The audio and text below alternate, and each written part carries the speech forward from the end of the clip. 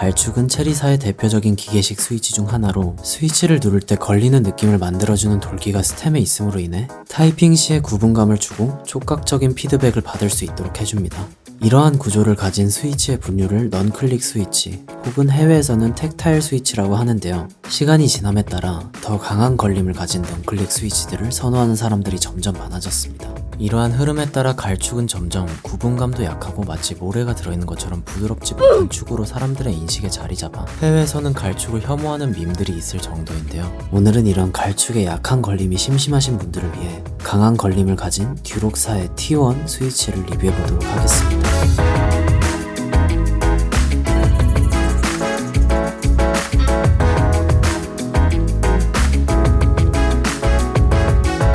T1은 앞서 말씀드린 것처럼 강한 걸림을 가진 넌클릭 스위치고요. 67g의 키압에 상부 하우징은 폴리카보네이트, 하부 하우징은 나일론 소재로 만들어져 있고 알리익스프레스에서 개당 0.55달러로 판매되고 있습니다. 색깔과 재질만 다른 버전으로 출시된 코알라 스위치도 있는데요. 상하부 하우징 모두 나일론 소재로 만들어져서 T1과는 조금 다른 소리를 낸다는 특징이 있습니다. 사실 코알라 외에도 수많은 변형판들이 있는데 이런 변형판들은 보통 해외에서 특정 기간에만 한정 판매되는 특주축들입니다. T1과 거의 똑같다고 봐도 무방하기 때문에 색깔이나 재질을 보고 이건 정말 가지고 싶다 라고 하시면 구매를 하시면 될 것 같고요. 별 관심 없다면 상시 판매되는 T1이나 코알라를 구매하시면 될 것 같습니다. 자, 이제 스위치를 살펴보도록 하겠습니다. 이렇게 손가락으로만 눌러봐도 굉장히 강한 반발력을 가지고 있다는 걸 알 수가 있는데요.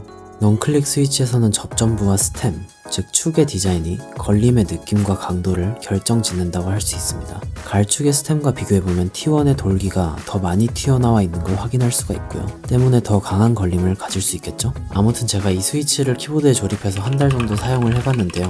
일단은 굉장히 재밌습니다.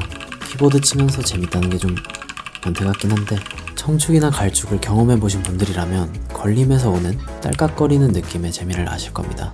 T1은 그런 걸림을 극대화한 스위치이다 보니까 더 강한 반발력과 구분감을 제대로 느낄 수 있는 것 같았습니다. 하지만 걸림이라고 해서 약하다와 강하다의 차이만 있는 것은 아닌데요.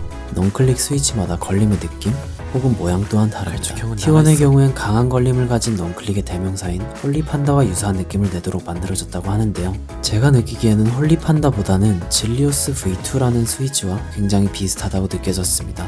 진리오스 V2는 흔히 살짝 녹은 초콜릿을 부러뜨리는 느낌이 나는 스위치로 묘사되곤 하는데 다르게 설명해보자면 시작점에서는 버티다가 압력이 일정량 이상 가해지면 바로 떨어지는 그런 느낌이라고 보시면 되겠습니다. 그림으로 표현하자면 이런 식이죠. 이렇게 가다가 쑥 꺼져. 한 유튜버는 이 느낌을 이런 전등 스위치에 비유하기도 했는데요.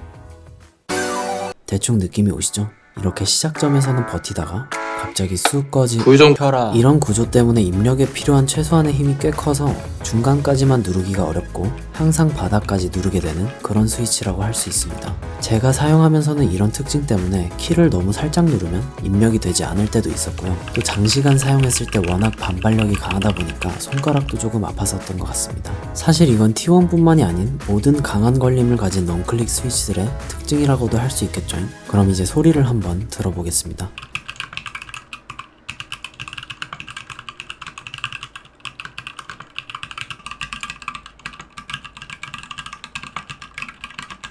T1의 소리는 강한 걸림이 있는 넌클릭 스위치 특유의 집게 사장이 걷는 소리와 더불어서 폴리카보네이트 뚜껑을 사용하기 때문에 조금은 가볍고 높은 피치에 울리는 소리가 나는 것 같습니다. 이런 소리가 싫으신 분들은 나일론 뚜껑을 쓰는 코알라 스위치를 선택하시면 될 것 같고요.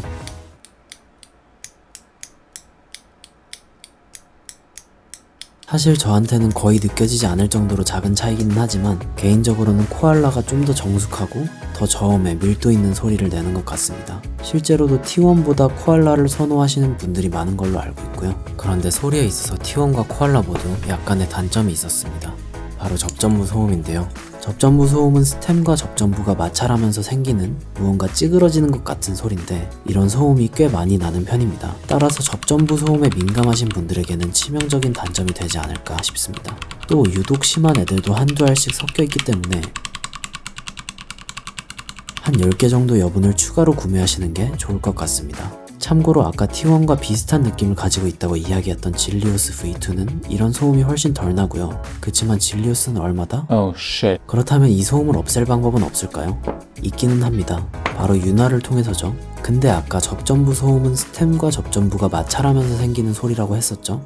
그렇기 때문에 스템의 돌기 부분을 윤활해야 되는데 그러면 걸림이 조금 약해지게 됩니다. 아니 걸림이 강한 스위치를 쓰고 싶어서 샀는데 굳이 약하게 만들어야 된다니 이게 맞아? 아무튼 제 개인적인 생각으로는 윤활은 소리를 조금 줄여줄 뿐 완전히 제거할 수는 없는 데다가 스위치를 사용하면 사용할수록 윤활유도 점점 닦일 가능성이 있기 때문에 궁극적인 해결책이 될 수는 없을 것 같습니다. 사실 여기까진 다 키보드 변태들을 위한 설명이라서 좀 과장됐을 뿐이지 이걸 보는 분이 일반인이라면 그냥 써도 대충 윤활해서 써도 그렇게 나쁘지 않을 것 같습니다. 다만 윤활을 할 경우에는 뚜껑을 열어야 하기 때문에 필름 작업도 같이 하시는 걸 추천드리겠습니다. 자, 여기까지가 듀록의 T1 스위치 리뷰였고요. 제가 원래는 다음 키보드를 이 스위치로 조립을 하려고 했는데 아무래도 저는 접전부 소음이 신경 쓰여서 좀 고민을 해봐야 될 것 같습니다. 아까 말씀드린 키보드 변태가 바로 저니까요. 영상 시청해주셔서 감사하고요. 우리는 다음 영상에서 만납시다. 안녕.